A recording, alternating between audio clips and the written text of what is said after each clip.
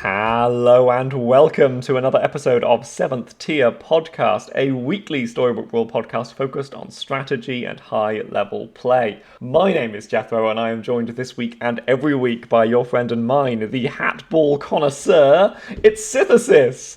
Syth, how's it going? Yeah, it's good. Bit of a weird week for me streaming wise, but it's been good. I'm still enjoying Storybook Brawl. We've got some preliminary patch notes on the horizon. Not quite out yet. We're not going to be talking about those too much this week, but changes are coming, and so yeah, that's exciting. It's always exciting to try and find things to talk about on the podcast while we know there's patch notes looming over us. The hammer about to fall. But we're going to kick this week off like we do every week with our stats from the last 7 days of play. How's the last week been for you? Yeah, so I spent some of this week playing on an alt account where I was messing around fundamentally, so I haven't recorded those stats. But I have still played plenty of games in High Mythic, so I've played... How many is it? I've played 34 games this week with 25 top 4s and 13 crowns for an average finish of 3.14. One of my worst finishes I've reported, but as I said, it's been a weird week for me. Yeah, that was a fun stream. I tuned into that one. I wish you'd obeyed the chat when they all told you to force Puff Puff. I really should have clipped you saying, Puff Puffs are so boring. Oh, we've got some scaling and they're kind of bad and now we've lost. That is the truth of Puff Puffs, is that you don't make any decisions, and then you die. Accurate. My stats for the week, I'm aware, I listened back to some previous episodes, I'm aware that at the start of every episode, I give some kind of caveat or excuse for my stats every single week. And so my excuse this week is that I have been deliberately playing the worst heroes in the game. Partly to prepare us for our main topic today. I think it's important to have interacted with a hero before you deliver an opinion on it. I think educating yourself is important. I think all of the heroes are playable. Also, I now own all the heroes in the game, so I can finally put together a tier list. But I don't want to put together a tier list until I've played every hero 5 times. So I'm trying to do that before the update comes in and resets me to 0. It's going to be close. So the stats, I've played 46 games. Winning on games again, that's what's important. Keep Matt on the alt account for only 7 total crowns, which isn't very many at all, but still 32 top 4s. Average finish of 3.65. Not quite my worst ever. And I think that feels like what I would expect from playing not the worst heroes. Like, you're a competent player, getting top 4s can be done with basically anyone, and it's often the best heroes that push you from a 3rd finish to a 1st, because they've got enough early game that you've just got 15 more health to play with to get to the late game, or because a lot of the good heroes are the late game heroes. Yes. You know, it's really hard to beat a late game Horde Dragon or Pied Piper because their late game is so strong. Yeah, I would expect something like a Zelhua, who's not a top hero, but, a CB tier, not the tier I've been playing at all, to be all 8th finishes and 1st, because you have no early game, all of your strength comes later on down the line. I've been tuning into the stream this week. I've noticed that you've got a fancy overlay on there that seems to be telling you some percentages, unless someone has a crocodile. Do you want to talk to us about that for a moment? Yeah, so just, not shilling or anything. We're not associated with this website at all, or this program at all. Though we could be if you're listening. But so I've started using the program SBB Tracker. We'll have a link to that in the show notes, and it provides an overlay that lets you mouse over opponents to see the last board that you saw from them. Lets you get a graph of everyone's XP and health over time, so you can, none of what it is providing isn't information that is theoretically possible for you to simulate to do with pen and paper, other than perhaps the battle simulations. I don't think you could quickly run the combat 1,000 times. No, the best I've managed to do is about 6 times in my head before I get confused. But most of it, in theory, you could, whenever you face an opponent, you could scribble down what their boards were. Certainly, in the first couple of tournaments I was playing, I was screenshotting my opponent's boards every time I faced them, and then had to remember to bring the screenshots up before I faced them. And sometimes that information is incredibly valuable, but fundamentally, Storybook Brawl shouldn't be a heavy memory game. Should basically not be a memory game at all. Yes, the strategic decisions we're making shouldn't be based on how much we can recall. Yeah, and it is shocking how often the only thing I can remember about a person is they had a dragon, right? What was the rest of their comp? I have no idea. You can remember key details, or a treasure that really beat you. Oh, yeah, they had the early in Beginning Stone or whatever. I can remember something about them, but I can't remember what they're doing. The tracker makes it really so much nicer, and I think I think it's a significant strategic advantage to use it. It is an unfortunate truth of trackers in general that once someone starts using it, you kind of have, because it is such an advantage, everyone needs to be using it in order to stay level. And that does, I can see arguments for the game is better without it, but fundamentally what it does is give us some good in-game data to work with. So, there are some aggregate sites that give us out-of-game data that we can refer to, but this gives us in-game. I can see, this person's at 5, do I think they're weak?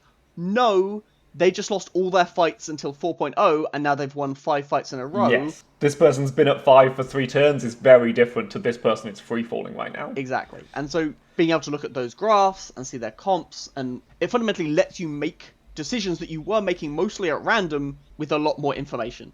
I can see exactly what their comp was last time, and I need to not overreact to that information, especially in the early game. Comps change a ton. But you can make way better and much more decision-heavy positioning decisions when you can see what they had relative to, I remember they were dwarves, and so I'll position, I guess. If you've played someone mid to late, then you can really make those late-game teching decisions of whether or not a Doom Breath's going to be good against them, or you want a good boy in that first slot. This is a weird comp. Maybe your beauty. Another example would be, for example, if you're Trophy Hunter, do you want your target, like your good boy or whatever, in front of a Baba Yaga because you need your stats to be massive, or do you want it in row 5 so you don't get 1-in-8'd? Like, that's the kind of decision that you have to sacrifice a ton of power to put your good boy in the back, but it makes you much safer. And if you know their approximate size, you can know whether that's a safe bet or just a pointless, I can never win if my good boy's in the back. And that's the decision. You would always gamble on the 1-in-8 unless you had good information. I will say, as a final point about the tracker, I don't think the information it's giving you is more valuable than playing the game correctly. By a long way. Like, the advantages we're talking to here are extremely marginal compared to, you should take that stag over that donkey. Yeah. And again, it's mostly late game, and it's mostly, at the top level, I would say. You need to know what positioning decisions you can make to gain value from that information. But it does also, it also helps by simulating combats. So every fight, it simulates it up to 10,000 times if you change the settings, and will tell you the percentage of those simulations that you won, lost, tied, and then the average damage that either side takes.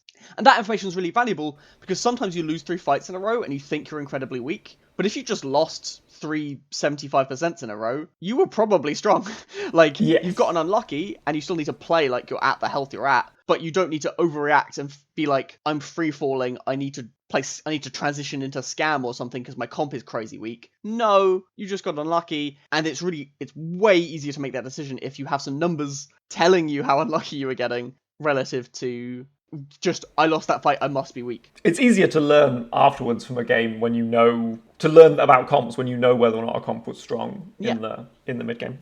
Cool, so that's what's it called again? SBB Tracker? Yes, Storybook Tracker. There's a link in the show notes.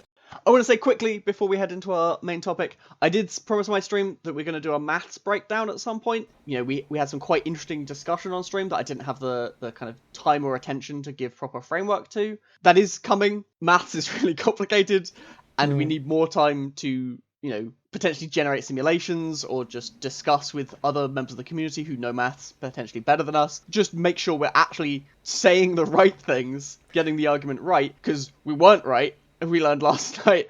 Yes.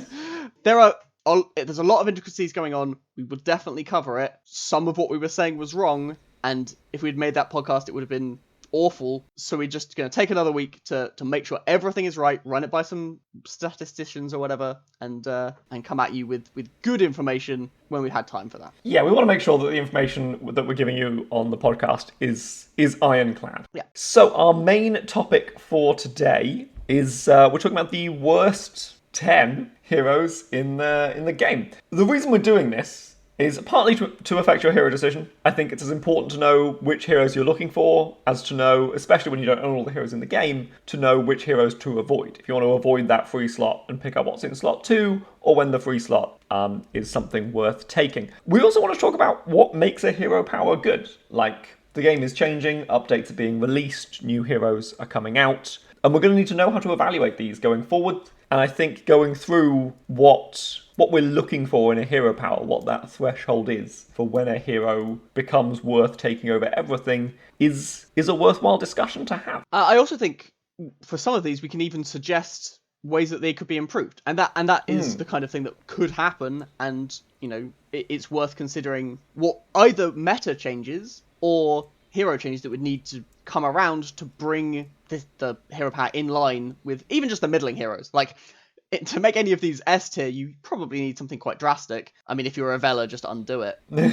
You would need something quite big to shift them. I'm not trying to get them to S tier. I just want them to be like C tier, like playable. Yes. Not, I have never, but like playing Pan's Shadow unironically I just can't imagine why I'd do it. Agreed. I will say, related to my stats from the top, that I think every hero in the game is playable. I think you can definitely top 4 and probably trophy a lobby with any hero. The problem is you have to get extremely lucky to do it with some heroes, especially those on this list. And what we want to do is we want to maximize our chances going into a game. We don't want to be dependent on how we roll on what happens in the game. Yeah, absolutely. There's no reason you can't it is a decision. Like, it's some streamers I know have chat recommend their hero choices or whatever. I do think you're giving up a significant strategic edge, and creating a tier list and having a good idea of which heroes are better than others is a meaningful increase in your win rate. But yeah, they're not, certainly the difference between a C hero and F hero is not one is playable and the other is always coming 8th. It's usually, one will come 5th and one will come 6th or whatever. Yeah. So the first hero we've got on this list is Mordred. So Mordred starts the game at 45 health. And he says the first time one of your characters dies each brawl, summon the highest attack character from your hand. So this is functionally like having an 8th character slot on your board. What don't we like about Mordred? So there's a few things to say here. Mordred is definitely the best of these. I think there's actually like a fair gap between Mordred and any of these, mostly because of his 45 health. 45 health alone as a hero power is probably better than the rest of these. And Mordred is kind of only just below like Beauty as relatively minimal hero power, but 45 health is really sweet. And Mordred is actually fairly good in the very late game. Yes, there's definitely times you dream into Mordred, and that can be really powerful. There's a few things that stand in Mordred's way. One, the hero power takes quite a long time to kick in. In order for it to have any text at all, realistically you need 8 units. You can, in the early fights, present 6 units, hold a 7th in hand so that it can summon in front of a support, and so you can get a little bit of extra support bonus from a Mim, even in the early fights, but generally speaking, that's nothing, stats-wise. That's less than Jax Giant's level of stats for the early game, usually, and then by the time you actually have 8 units, it's 3.1 without economy, and then the key here is not that you get to present an 8th unit, it is you get to present your 8th unit, which is the 8th best unit you have, and that unit is bad. Yes, it's hard to have acquired 8 units, every single one of which is a flipped Frog Prince. Yeah, absolutely. Like, someone on my stream suggested, you can get an extra Black Cat for your Evil Queen. And I'm like, if I had a Black Cat, it would be in my comp for my Evil Queen. My 8th best unit doesn't have synergy with my comp. My 8th best unit is a random kitty cut purse that I bought when it was convenient. It's a 2/2 that, it's an unflipped Cinderella. It's not... Yeah, it's a crafty that never found a pair. Exactly. It's an underwhelming unit, and it's about 2/2 of stats. By the time you're getting a level 3 unit worth of stats, your board has to be all tier 3 units. That doesn't happen till 4.2. It takes forever to get to the stage where your 8th best unit is a playable unit that you're interested in having in your comp, and even then you're costing yourself hand space. I was going to say you're costing yourself oftentimes in the mid game it's correct to sell down in order to grab a unit out of the shop, so you don't have to lock a shop. You get that roll going into next turn. As Mordred, you don't want to do that. You want to preserve your 8th slot. An additional, and actually probably the change I would most like to see with Mordred, other than fixing his bugs, which we'll get to in a second, is surprisingly often the problem with Mordred is the lack of ability to choose what you're summoning. So Mordred always summons the highest attack unit, but I would really like to be able to put Baby Bear from my hand in front of my Mim or something. And I can't make that choice if I'm holding pairs or whatever. Yeah, if you want to hold on to a Nian, tough luck, you're going to summon that Nian. Yeah, exactly. There have definitely been games of Mordred, usually when I've masked into Mordred or whatever, I rarely pick him at the start, but where I have had to awkwardly sell pairs or whatever because my comp doesn't work unless the highest attack unit in my hand is the good boy. And that's awful. Like, if it were possible, I would like to see it change to, like, the leftmost slot of my hand is the one that's summoned, or just some way of some other UI feature that I can select which unit I would like to be summoned. Allow me to do something so that I have more control. Some recognition that the game has more things that are important about units than their power. Yes. Also, it's possible to literally forget. Like, I've had that in Mordred games where the wrong thing got summoned because you can't see something's power when it's in your hand unless you mouse over it. Yeah. It can. And things' power do change during the game. Like, that Aeon has been buffing that Good Witch this whole time. Yeah. The other thing, like, I will say, Mordred has some really powerful stuff. I think most of these heroes, I can't even point to, this is the powerful thing they can do. Mordred definitely has a powerful thing it can do, which is Bearstein. The unit that comes from your hand counts as summoned for all intents and purposes, and it also sees the last breath effect of anything that died to take its slot. So, for example, so most often that's Bearstein. So if I have a good boy in my hand and a Bearstein in my comp, I don't need to start with that good boy in play. I can have a unit die, and the good boy will come in with double stats, and that's awesome. That's a really powerful thing to be doing. Also, if you have a good boy in play and a good unit in your hand, the good unit coming in when the good boy dies sees the good boy die. Also a really powerful interaction. You can also have a Grimsoul in slot 1. When the Grimsoul dies, a Yorm comes in, and you didn't have to have that vulnerable 20/20 Yorm. You have it at least as a 40/40 with some Baba Yagas or whatever, maybe even bigger. You can have some cool, powerful stuff going on there. The issue is, this doesn't happen till not only, I need to be tier 6, I need to have multiple 6-drops for a lot of these things, and I need to have a full comp of good units with a spare. And by the time that happens, it's so late into the game.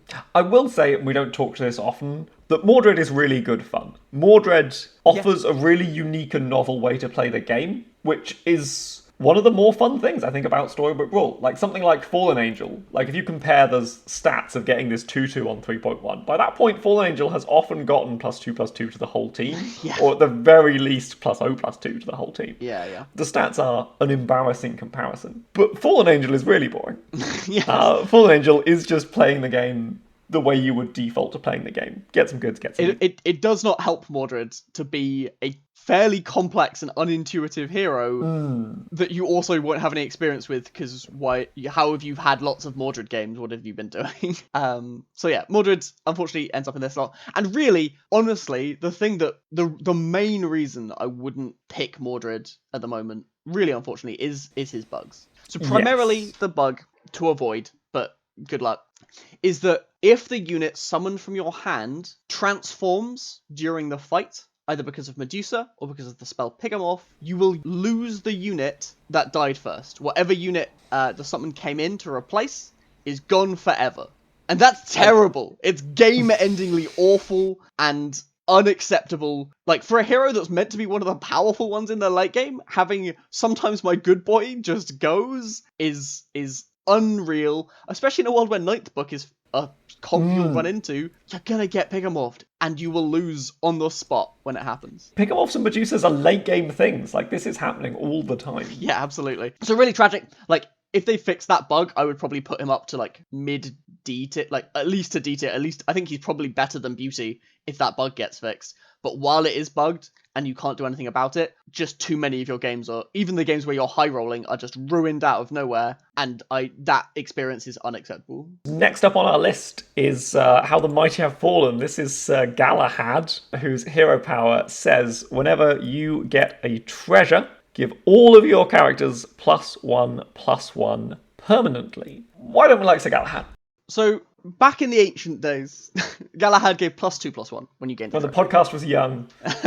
And Galahad was like an A tier. Probably not, top 5 heroes in the game, but in contention for top 10. And this nerf wasn't on paper so tragic that Galahad died. But what happened is the fundamental change was that previously Galahad was very happy to triple any unit at all, because +2/+1, a total of 21 stats across your board, more if you have units in your hand, was crazy. And it was so many stats, and you could intentionally pick units that scaled particularly well with power rather than toughness. Happy Little Tree was a unit I was looking for as Galahad, because he was one of the better heroes to put extra power on it.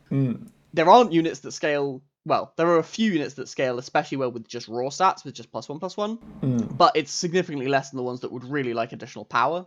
To the point where tripling random units that aren't going to make your comp becomes something I'm no longer especially interested in doing. The really good comparison that Jethro made when we were discussing this is Blessing of Athena. So Blessing of Athena is a 3 cost to give your current units in your board on hand +1/+1. Yeah, it's one of the level 4 spells, so it doesn't come in until 4.0. Sure. Galahad, if he is tripling a unit in order to just get his hero power, and obviously you get access to treasures, but tier 2 treasures aren't very good. I'm going to assume that you're skipping the treasure in this case, so we're tripling. Plus, everyone gets access to the treasures. It's true, yeah.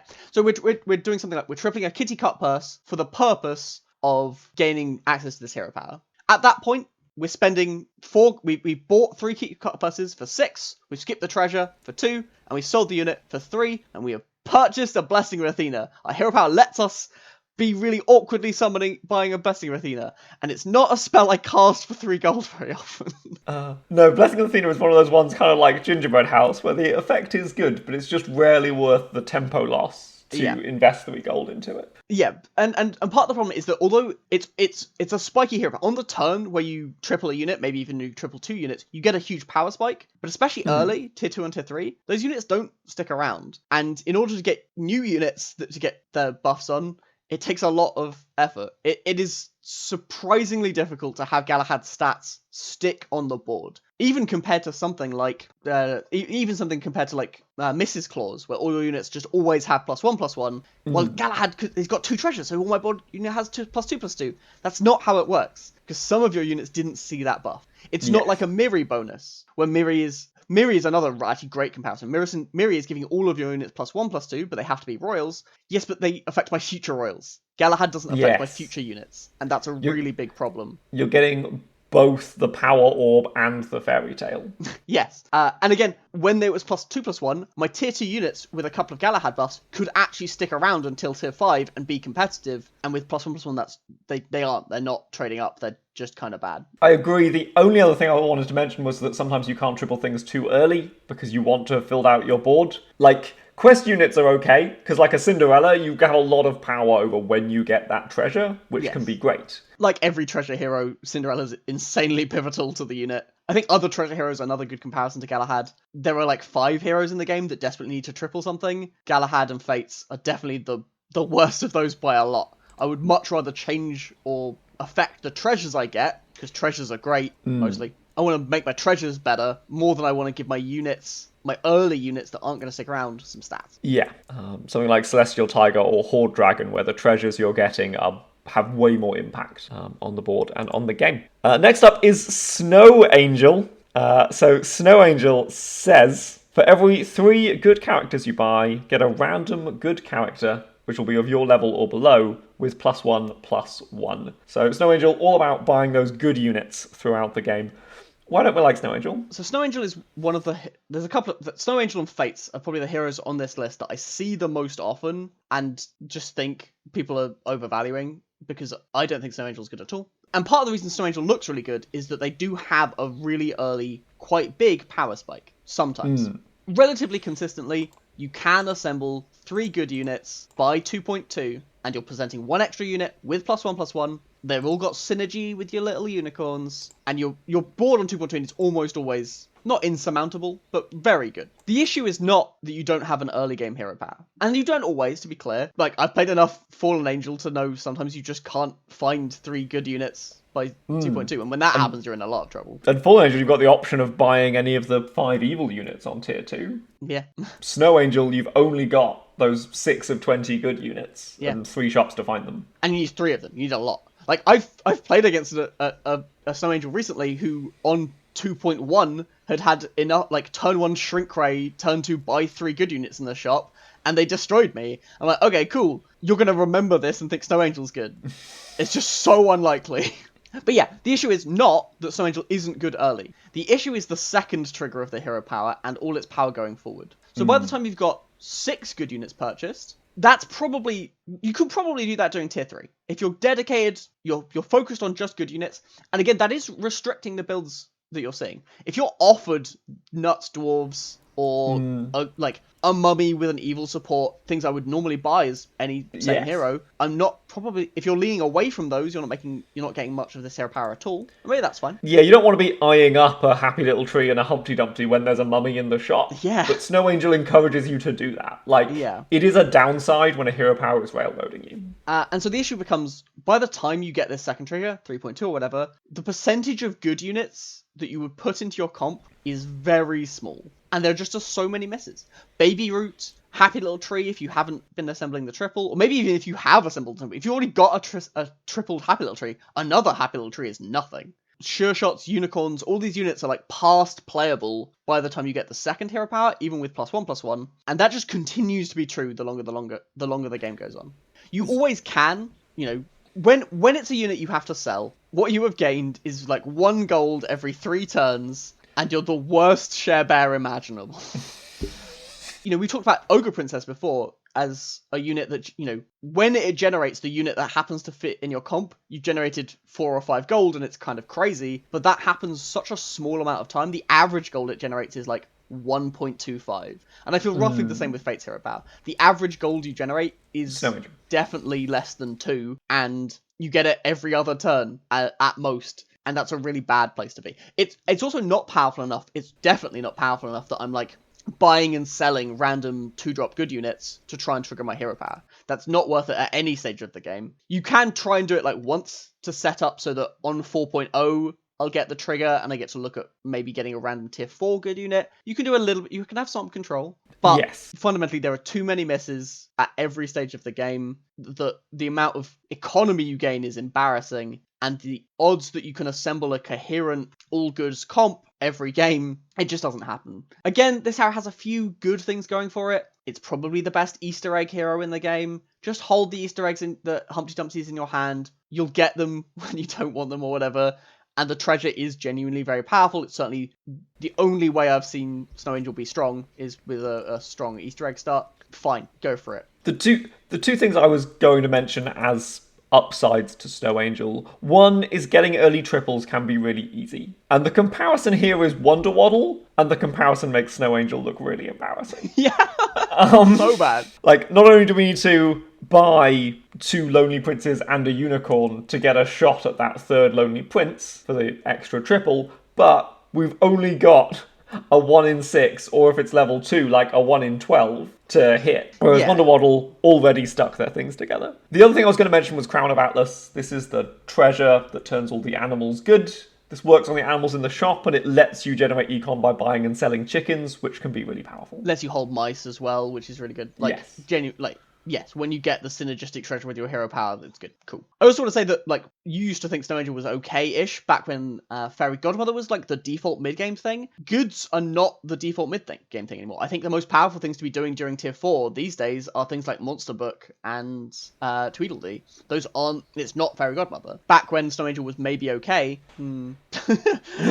Fairy Godmother was, like, the unequivocal best thing to be doing on Tier 4. Goods were a really good place to be heading into Tier 4, and I just don't like. Good Boy is still the best late game, but the odds that you find a Good Boy are really bad.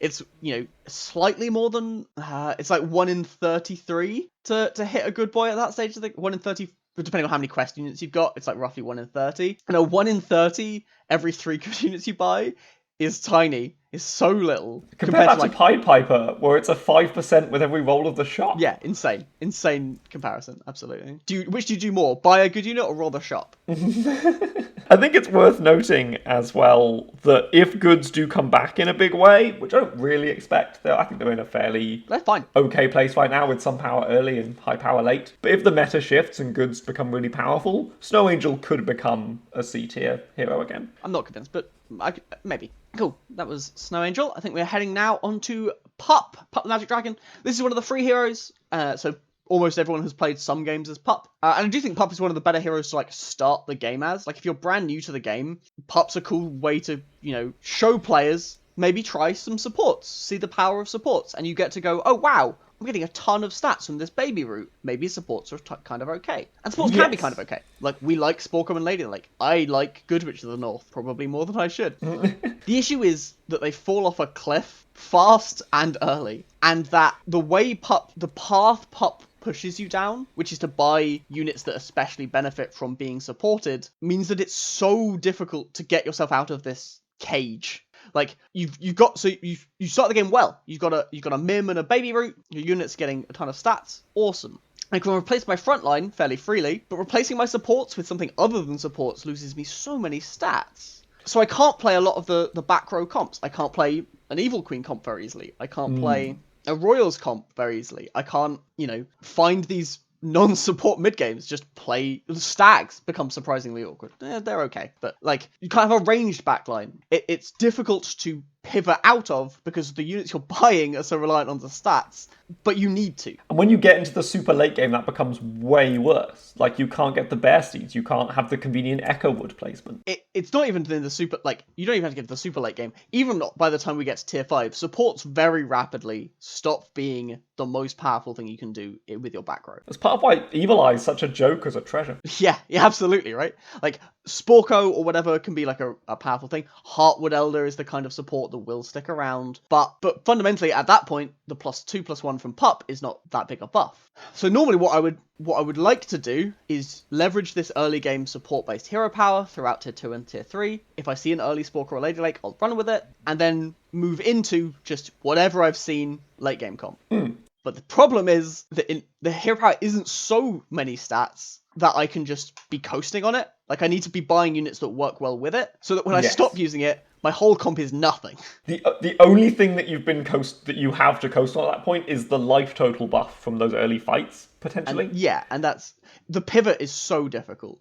If you've been... And, some of these units are fun. Tweedledee and Friendly Spirit are great unit. All the time, I want those things plus a support as my mid-game. But they are a mid-game that I need to move out of. And especially as Pup, that is the glue you get stuck in. Of all my units, once they lose their support, are trash. It's really rough. Yeah, the units get stuck in is the great description. The units get stuck together, and it's hard to break them apart and retain any sense of power level transitioning to the mate game. It reminds me of the problem with Romeo Juliet. Romeo Juliet is a really powerful thing to be doing in the mid game, but you have to build a comp around it. You have to be here's my Juliet that I've cast buff spells on, and here are my 2 Romeos, and to cut any part of that, you need to cut it all wholesale, and that kind of pivot is really hard, to the point where I often lean away from Romeo Juliets because I can't afford to get stuck there. And this Pup feels very similar to me. I can't afford to go in on a mid-game comp that is so reliant on all of my units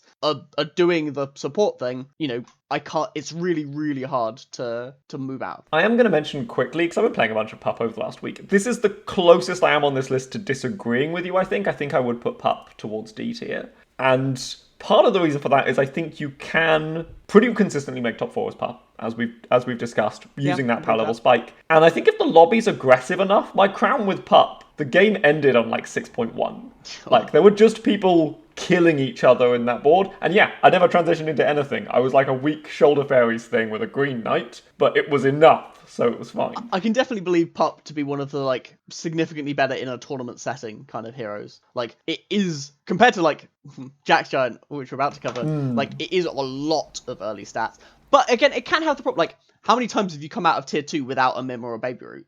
It completely happens, and then you're in a dire spot. The worry I would have with Pup in a tournament setting is the counterplay is so easy. That is another thing. In the super early game, if you're playing against a Pup next round, just spend 2 gold on a dragon. Absolutely. Yeah. You'll win. It's free. Yeah. That is absolutely true, is that certainly in a tournament setting, people are going to buy lightning dragons, and they're going to, it's very easy to tech against Pup, and that is pretty rough. Supports in general aren't that vulnerable, because people aren't blind buying fireballs versus a random opponent. No. But hell yeah, I'm buying it versus Pup. Next up on the list, it's Jack's Giant. So this is another one of the free heroes. I think everyone plays a Jack's Giant at some point. And this says characters in your front row have +2 health. The issue with this... So what this should do is win you all of your early game fights, certainly through tier 2, maybe through the beginning of tier 3, and then it's a relatively small buff, but you can do. It's okay going. Yeah, forward. you can double down on it with a Tweedledee or a Doubly or something. The issue is that you don't do that. The stats are really small. Like 2 health is not like you beat Jack Giants on 2.1 and 2.2 shockingly often, and when that happens, what the hell was the point, Jack Giant? Like, it's an incredibly early game focused hero power, and if you're offered bad shops, which happens, like if you're offered a bunch of 1/1s, you're offered a Black Cat or something, 2 health does nothing. It doesn't affect the unit basically at all, and certainly when people are buying eggs, Yes. Jack Giant just hard loses to a single egg unless they have their own, and that's a mess. Like, it's really hard to play eggs as your own Jack's Giant because you want to play them in the front row, and then even though they have 9 health, they're still vulnerable if they get attacked twice. Yeah, Jack Giant, unfortunately, if he wants to buy supports, he's having fewer units making use of the hero power. Jack Giant really suffers from being a very early game hero power that isn't as game winning as it needs to be to have a hero power that falls off a cliff like this. The changes I would make to this that have been suggested by several people is to have it scale with level. Jack Giant gives plus your level's health to the front row. So by the late game, it's plus 6 health to 4 units. That's still only 24 stats in the late game. Like, that's not crazy. That's certainly not out of range of like the best heroes. Lets you buy XP and get stats for that. Like, you get to, that would be something I could get on board with that. I think that's going to be interesting on the tiers 3 and 4. I think that would play quite well. Yeah, that's the change I would like to see. Again, the tragic comparison is of course to Fallen Angel. Like, by 2.2, Fallen Angel can have this, but it also affects their back row, and they have the other half of their hero power. Holy shit, Jack Giant. Like, it's not enough. Like, the 6 or so health you get, this is the other comparison, you get 6 or so health, right, for guaranteed winning those first 2 fights. Yep. Maybe, on average, it's less than that, because you're going to win or tie some of those anyway. And plus 6 health, some of the time, is not a good hero power. It's okay, but yeah, it's not enough. That's basically the same amount of health as the 45 health heroes, right? Mordred gets that on top of their hero power. Beauty gets that on top of their hero power. And they're good late game heroes, not bad late game heroes. Grandma gets that on top of plus, was it 30 plus 30? Plus 35 plus 35. Yeah, 70 total stats. Is that more than the 8 total stats you get as Jack's Giant by that stage of the game? Absolutely Hang on, ridiculous. we're doing the maths next week. I'm not calculating that now. Darktwind had a great graph of the total, like, the stats that a hero power provides over the course of the game. And Jack Giant was just at the bottom the entire game. Like, Jack Giant as a hero power, just, like, 8 total stats, unbelievably embarrassing compared to the good ones. Next up on this list is Krampus. Krampus, one of the simpler heroes in the game. Your evil characters have +1/+1. This is all the ones in your comp and all the ones in the shop. So the main point of comparison here is to Mrs. Claus, because they're the size of the same coin, right? Who, spoilers, is not on the list. Yeah, Mrs. Claus gives your good units +1/+1, and Krampus gives your evil units +1/+1. And the reason that Mrs. Claus is at least 1 full tier above Krampus, and at times have been very disparate, is that evil units suck. There's a little bit more to it than that. There definitely are some good units. Mummy, Monster Book is a unit I'm buying more and more. Evil Queen is one of the strongest things you can do on tier 3 to just win those fights. Mad Mim, I really like Mim compared to Baby Root. Yep, that's true. I like Mim more than Baby Root for sure. But there's a few problems here. One is that overall, good units are kind of consistently good throughout the game and benefit a lot from those extra stats. Friendly Spirit is a really good unit to buff. Good Boy is the obvious, incredible, like, would love to have +1/+1. Even things like Court Wizards are significantly better once they've got +1/+1. A sure shot on turn 1. Like, even the tier 2 yeah. units, your sure shots and your unicorns really benefit from that +1/+1. Yeah. Whereas the evil units, Evil Queen doesn't care if she has +1/+1. Like, even a little bit.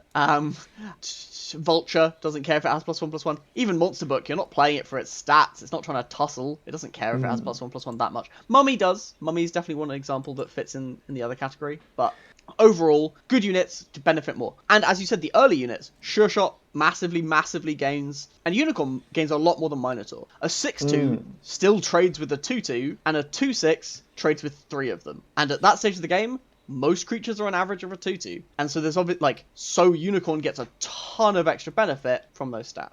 Evil units also tend to be attack heavy and health low, whereas good units are health high and power low. And overall, high toughness benefits from both its stats going up more than high power, because it's just the way breakpoints work. A high toughness unit is going to get its power several times.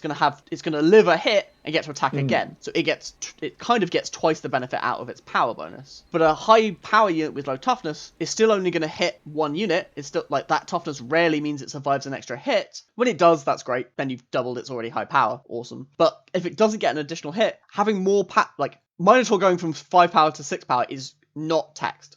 Like, nothing has that much toughness. Very, very few units have that much toughness at that stage of the game, so it doesn't make a difference. But again, this unicorn comparison is really good. The unicorn gets 3 hits off, and having that be 2 rather than 1, huge. Makes a massive. I've got to mention the token units. It feels like if we're buying black cats and sheeps and wolves clothing, we can double down on the stats that way and gain more of an advantage. But a lot less than Peep. But yeah, like, Black Cat is definitely one of the ones that I'm looking out for as Krampus, because actually being able to present a 4/4 on the first turn of the game is pretty good. It's almost as much as, it's as much as Geppetto on that turn. Amazing.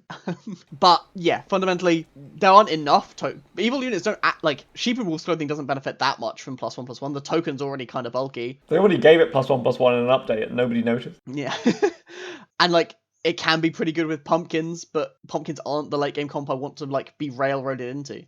This is the other problem, is that Krampus fits in this railroading camp of it. Like, sometimes if you're offered a shop of like Sure Shot Lonely Prince, you're gonna take it because that's a great start. But your hero power is now never doing anything ever, and that's awkward and tragic. I can't remember if it was Krampus or Pan's Shadow, but my one game as them this patch is a 4th place with Royals, and what are you gonna do? All the Royals were there. Yeah. Evil twin. It's key. Next on the list is Pan's Shadow. Continuing the theme, Pan's Shadow makes the first evil character you buy each turn cost 1 less. So it's giving you 1 gold each turn that can only be spent on an evil character. Yeah, so a few things with this. 1, it's just obviously worse than Share Bear and Cursed King. By like a lot. At its best, it's 1 gold per turn, and you can't spend that gold freely. You have to spend it on units, which means some turns you won't spend it, just inevitably, because, for example, your first shop contains no evil units, which it is true a good amount of the time. I don't know the exact numbers, but there are 5 evil units of the 20. So the odds of being offered a first shop that contains no evil units is about 40%, and you can't, and even, the tragic thing is, even if you're offered an evil unit on the first shop, that doesn't do anything. You also need to be offered Witch's Brew. Yes, you also need to be offered a relevant spell, and it's just really what you're hoping for is on turn 2, you can buy an evil unit and another unit pretty consistently. But then again, if you're offered Forbidden Fruit or whatever, it's really hard to make use of that on that turn. The way the economy plays out is shockingly awkward. It misses a lot, and even when it's running at full steam, doesn't do very much. We mentioned this in the Econ episode about Share Bear and Cursed King as well, that there were turns where that Econ is everything, and turns where that Econ is almost nothing, because it's just a little bit more of a spell or what have you. Pan's Shadow adds a ton of variance on top of that, as to whether or not you're going to get that Econ, and whether or not that Econ is giving you a unit that you want. Yeah, and on top of that, it's railroading you. Again, like, if I'm offered Stag Good Witch on 3.0, am I not going to take it? I'm going to take it. That's a great start. But now I'm heading in a direction that my hero power doesn't support at all, and this is disastrous. Like, there isn't even, like, a secret... If Chicken was evil or something, I guess by Corrupted Heartwood, the worst trophy in the game. Oh, gross. If Chicken was evil, you could always get like whenever you see a chicken, you're up 1 gold and you can kind of cycle through it. But that isn't how it works. If you aren't buying a unit that goes in your comp, you can't do anything with that hero power, and yeah, it's kind of disastrous. Continuing our theme, third of the evil are bad trifecta is Ivella. So Ivella is a static ability. It says that your evil characters have +1 attack for each of your animals that died this brawl. So, what this does is force you into a very linear comp. Ivella has a very clear game plan. She wants a front line of animals, ideally evil animals. She wants a back line of evil units that benefit from having a ton of power. Sporkos. It's basically just No. Ideally range Sporkos and vultures. Yeah, vultures and evil queens. Though again, if you've had an all evil frontline die, Sporko, like, evil queen doesn't need 5 more power. That doesn't do it. There's nothing. So Ivella used to be A tier, again, like Galahad, when she gave all of your evil characters +1/+1. Whenever your animals died, all your evil characters got +1/+1. So that didn't work retroactively with summons. So now Black Cat's a little bit better with her because the Black Cat comes in and it has like 3 or 4 power. That's good for the early game. Yeah. It can be really strong. If you see the Black Cats, you're fine. You're going to be fine. If you see the Black Cats, then you have a hero power in the early game. Yeah, it's like If you having don't- a hero. Yeah. There are a lot of animals at tier 2. It's quite easy to assemble a front line of evils. It's harder to assemble a series of evil units that benefit from having an extra. Like, your Minotaur isn't glad to have gained 5 attack. That's absolutely nothing. This is the other problem, is you're giving the evil units power, which is the thing they don't need. Yeah. Right? You can, on tier 3, you can get your Spellweavers and your Shadow Assassins, which are bad units. But, you can have them be 10 power ranged units, and you can do some fun stuff with that. The issue is that you've had a front line of nothings. Like, especially if your backline is these ranged units. Doesn't matter if your Spellweaver's a 2-for-1, because your Black Cat was an 0-for-1. Yeah, it just didn't do anything. And so, in order to make your Black Cats good, you need, Mims. And, is Mim benefiting that much from having a ton of power? Not really. Get it to, 6 power, it will trade 1-for-1. Yeah, it's not until you have, actual specifically Sporko that you can even pretend you've done anything at all with Avella, unfortunately. Again, the summons tend to trade, the Black Cat does summon a 4-1, not a 1-1 when it dies. You can do some stuff. But there aren't that many evil. You wish every unit in the game was Black Cat. You want an evil animal that summons an evil animal. And that's just Sheep and Wolves Clothing and Black Cat. And that's all. We've got to mention Cat's Call. Yes. Geppetto, Cat's Call is I win this fight for free almost all of the time, but 2 gold, I win this fight for sure. It's not something you can consistently be doing in the mid game without falling very behind. It's a good health potion. It's a 2 gold for I always win this fight. It's fine. Yeah. Especially if you think you're going to lose anyway, but you certainly can't rely on it, and it probably means that Merlin's hat is better than average on her because you want to cast the Cat's Calls when you see them. But that makes sense. It's kind of nothing. And then and transitioning into her late game is still nothing. You can't really do Bearstein stuff particularly well, and Pumpkins would like to have extra attack, but it's quite hard without specifically big pigs. It's quite hard to have the animals die at that stage of the game. At every stage... There just aren't the animals at the high tier levels in Evil. Yeah, at every stage you're forced to find very specific units to have anything even close to a hero power, and then even when it all comes together, it's unexciting. I will say, I think Avella is the hero in the game that wants Corrupted Heartwood the most. It's basically the only hero I would take Corrupted Heartwood on. I think it's the worst treasure, but for Avella, it is genuinely very, very good. Baby Bear is insane on Avella once it's evil. Peep is insane. And some of those trees, power's what they want. Yeah, Assault Ancient, giving that +5 power, suddenly it's a unit. Yeah, so Corrupted Heartwood is a way of making Avella good. I don't think she should have it baked in or whatever as a fixed Avella. I don't know how you would fix Avella. Next up on our list is Midas. We've talked about Midas before. This is the relatively new hero that lets you combine characters into golden units with just 2 copies, but you can never find any treasures. The game's about treasures. You can't never find a treasure and expect to do as well as people who have 2 or 3 treasures. Yeah, I think the main thing that I expected to do... So if you don't have treasures, you need to find a different way of scaling, because base units, even golden base units, aren't really good enough. And usually, if I was presented with a hero without thinking about it, certainly what I did with Midas when I first was presented with him was go, okay, cool, I can get golden units easily. I want scaling. Arthur. Gotta be an Arthur comp. Makes a ton of sense. I should be able to assemble golden Arthur very easily. It's a unit that gets much, much better when it's golden. Let's do Arthur stuff. But you're not offered quest units. So 7 of the princes and princesses in the game are removed from your pool. There aren't that many of them.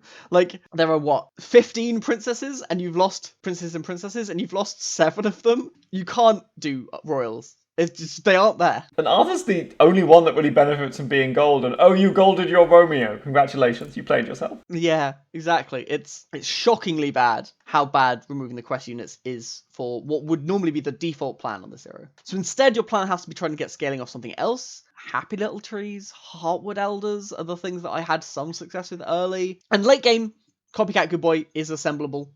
Golden Copycat is certainly a thing I'm looking at. Golden Wombats behind that Copycat is the thing I can do. Golden Book behind the Copycat, but it's a brutal pivot, and you have no hero power early, and you're often not that strong after your first pair because you don't having like combining 2 units is slightly better, but you haven't actually gained very many stats. And as soon as people start having the late game treasures, you have no chance. Like, you're never beating anyone with a singing sword. Like, And you don't have the time. Like, as Pup, potentially you could get to tier 6 and dream out. But as Midas, if you dream out, you don't have the time to assemble treasures. yeah, yes, because you don't even have pairs. Like, you have at most 1 copy of a unit to then try and get a triple. It's a nightmare. Midas is a good hero to dream into, worth mentioning. Yes. Because you can have some great... If you've already got 3 good treasures, I can now assemble my endgame comp quicker. Cool, great. But bad hero, I expect them to rework it. And finally is Fates. Fates, another one of the free heroes, says your upgraded characters get +5/+5. Do you want to talk about the Fates for a bit? So yeah, I have Fates at the bottom of my tier list, not because I think they are actually the worst hero in the game. I think probably the worst heroes in the game are Pan, Shadow, Velo, and Midas. But I have Fates right at the bottom because they are one of the heroes that I think people play a lot. And I think they are in the conversation for worst heroes. I think part of this is because they're free. You know, they are a free hero. It makes a lot of sense that you have played them. And if you have some early successes, you're like, oh yeah, no, this can be really powerful. I can get an early Cinderella, and then I've got a 9/9, and I can carry that. The issue is, a lot of games, as any hero, you don't get those early treasures. You don't get those early triples. And when you do, those units, even with +5/+5, fall off shockingly quickly. If I get an early triple as, like, Celestial Tiger, I don't care what the unit was. I don't care if I then sell the unit very soon, because I got the treasure, the bit that I was excited about. Horde Dragon, exactly the same. I want the treasure. If I don't care if I triple a Kitty Cut Purse, fine. Tier 3 treasure, worth the gold I paid. Fate's benefit is that your 2/2 Kitty Cut Purse is a 7/7 Kitty Cut Purse. And that is good for like 3 turns. Yeah, that power orb was good for as long as you had it. Yeah, and you have to... The amount of stats you gain is good early, but the games where you don't get your triples early consistently, that's just not how the RNG works. Like, I don't have the math on the average time to assemble a triple, but it feels like midway tier 3 is the earliest I'm reliably doing it for sure. And even then, that's hard. Like, even on the treasure heroes, sometimes it's not till 4.0. That's happened to me plenty. Yeah. And at that point, +5/+5 on a random unit is nothing. And if you try and force the units that are especially good with those stats, the Tweedledees, the Wombats, you're not more likely to triple them than anyone else. And giving them +5/+5 is not enough for that to be what you spent your time doing. You don't have enough control over what pairs you see to force the units that really benefit from the stats, the ranged units or whatever. So as a hero power, it's almost like it's railroading you. I think the correct way to play Fates is to play as if you don't have a hero power. But then at that point, you're quite bad. Yes.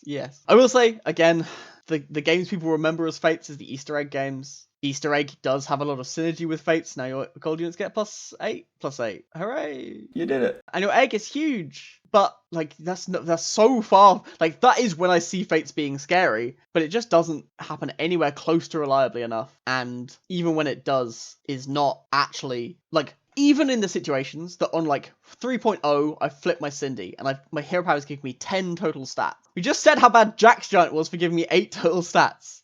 Like, it's not many total stats, and the stats aren't well distributed. They're often focused on...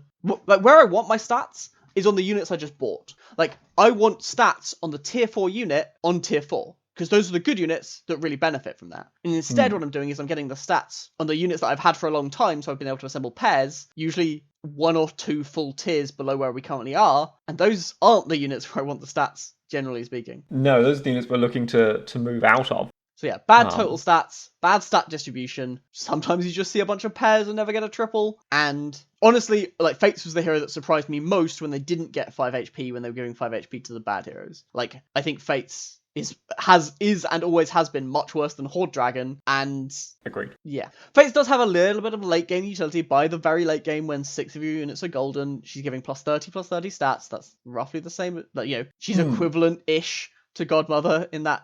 Not all comps can get to that point, though. Like, a Royals comp, yes, you can get the full Grandmother stats, but a Trees comp, you can't gold everything. They all cost 6. Yeah.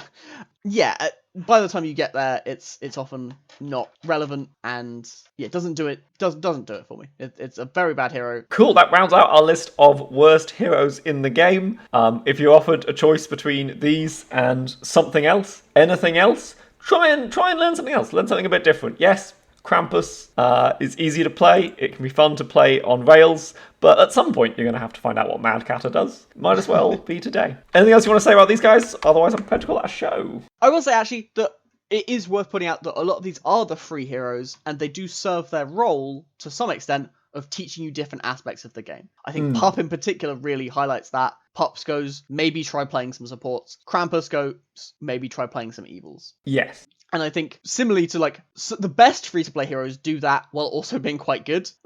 Horde Dragon goes, maybe try assembling a bunch of treasures, and Merlin goes, try casting a bunch of spells. And those are good things to try while also being quite strong heroes. You don't have to be bad to teach people how to try different aspects of the game. They really pay you off for doing that, which is great. Midas says, why not try coming 8? Yeah. That's our show. Thank you so much for listening. You can find us on the Discord. I'm Jethro. He's Sythesys. You can follow the podcast on Twitter at 7th Tier Podcast. The number 7, the word podcast. Please do send us a tweet if you've got a play decision you weren't sure of or a sick brag you want to share. You can find Syth stream every weekday from 9 a.m. UTC on twitch.tv/SYTHESYS. We'll be back next week with the same content, but we'll be saying different words. Until then, don't forget, which do you do more? Buy good or roll the shop? Have a great week.